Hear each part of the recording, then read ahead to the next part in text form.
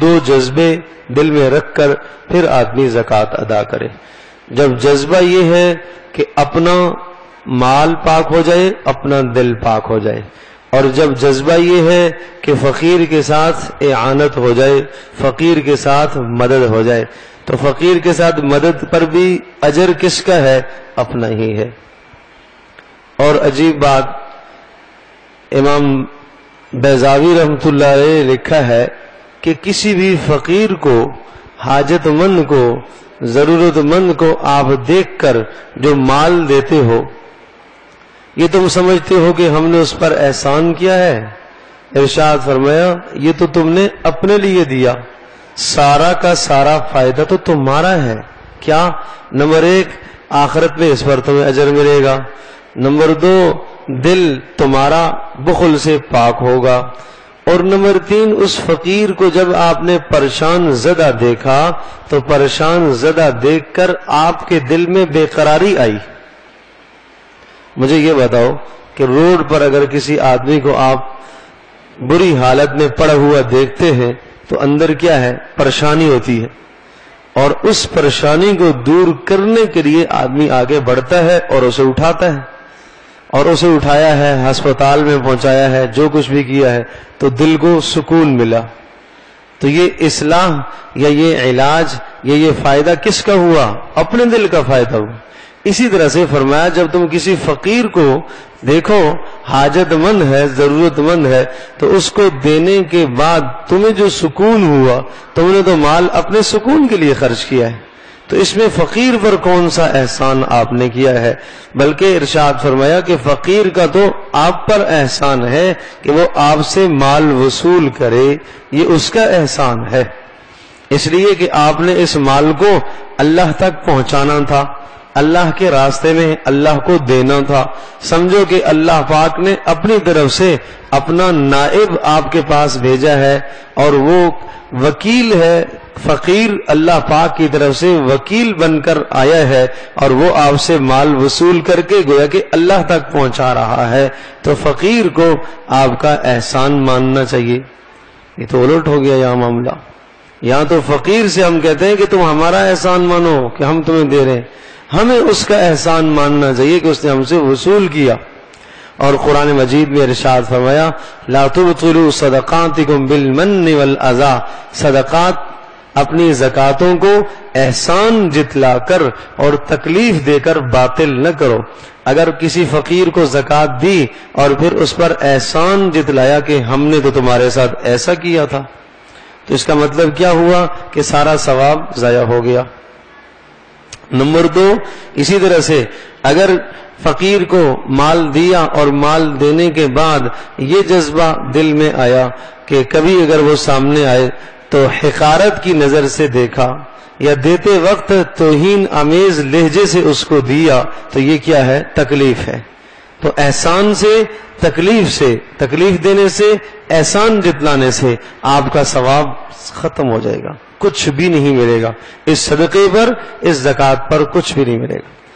اسی طرح سے مال جب بھی خرچ کرے، چاہے زکوٰۃ یا نفلی مال، تو 3 باتوں کا اور خیال رکھا کریں۔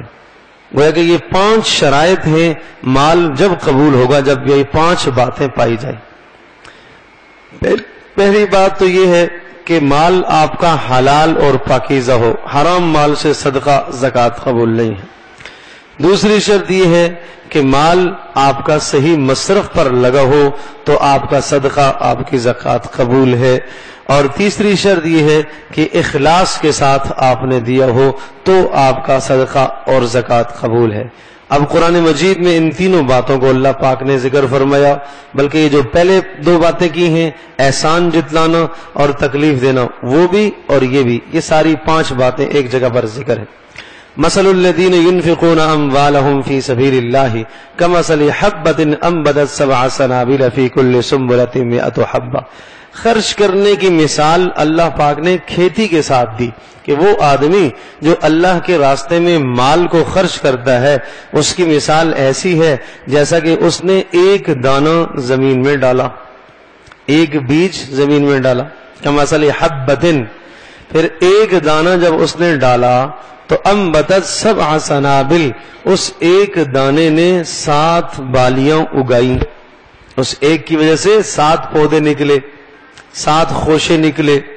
فی کل سنبلۃ 100 حبہ، اور ہر خوشے کے اندر ہر شاخ میں 100 دانے ہوں. تو لگایا ایک تھا، دانہ ایک ڈالا تھا، حاصل کتنے ہو رہے ہیں؟ 700. فرمایا واللہ یضاعف لمن یشاء، اللہ پاک جتنا چاہتا ہے عطا کرتا ہے، اس سے زیادہ بھی دے گا. اب مفسرین نے لکھا ہے کہ اللہ پاک نے اس خرچ کرنے کی مثال کھیتی کے ساتھ کیوں دی؟ اس لیے کہ جب کسان کھیتی میں بیج ڈالتا ہے تو پہلی شرط تو یہ ہے کہ بیج صحیح ہو. اگر بیج خراب ہوا تو اس فصل نہیں اگتی. تو ادھر مال ٹھیک ہونا چاہیے، مال صحیح ہونا چاہیے، حلال ہونا چاہیے. اگر حلال نہ ہوا تو آخرت میں فصل نہیں ملے گی، کوئی ثواب نہیں ملے گا. نمبر 2، دوسری شرط یہ ہے کہ زمین قابل کاشت ہونی چاہیے، زمین ٹھیک ہو. اگر زمین بنجر ہے، چٹیل ہے، روڈ پر اگر کوئی آدمی دانہ بکھیر دیتا ہے وہاں تو نہیں اگے گا، اس لیے کہ وہ اگنے کی جگہ ہی نہیں ہے. تو زمین بھی اگنے کی صلاحیت تو رکھتی ہو نا، اگانے کی صلاحیت رکھتی ہو. تو اس لیے ارشاد فرمایا زمین یہ مصرف ہے کہ صحیح مصرف میں مال لگائیں گے تو پھر آخرت میں اس پر اجر ملے گا. اور تیسرا، کسان کے لیے ضروری ہے کہ وہ فصل کا موسم بھی جانتا ہو کہ اس فصل کا کون سا موسم ہے، اس کو کیسے لگانا ہے، طریقہ جانتا ہو، موسم جانتا ہو. تو اگر بیج ٹھیک نہیں ہے فصل نہیں اگے گی، بیج صحیح ہے، زمین صحیح نہیں ہے، فصل نہیں اگے گی. زمین بھی ٹھیک ہے، بیج لگانے کا طریقہ نہیں جانتا یا اسی طرح سے موسم نہیں جانتا، جب بھی فائدہ نہیں ہوگا. بالکل اسی طرح سے مال حلال ہونا چاہیے، زمین یعنی مصرف ٹھیک ہونا چاہیے، اور طریقہ یعنی خرچ کرنے میں اخلاص ہونا چاہیے اللہ کی رضا کے لیے. تو یہ 3 شرطیں یہاں پر ضروری ہے، مال حلال ہو، مصرف بھی ٹھیک ہو، اخلاص بھی ہو. 3 شرطیں یہ ہو گئیں. اور 2 شرطیں، خرچ کرتے وقت کسی کو اذیت نہ دو، حقارت کے لہجے سے نہ دیکھو، اور نمبر 5 احسان نہ جتلاؤ. تو یہ 5 باتوں کا خیال رکھا کرے جب بھی مال خرچ کریں، چاہے نفلی مال ہو چاہے زکات.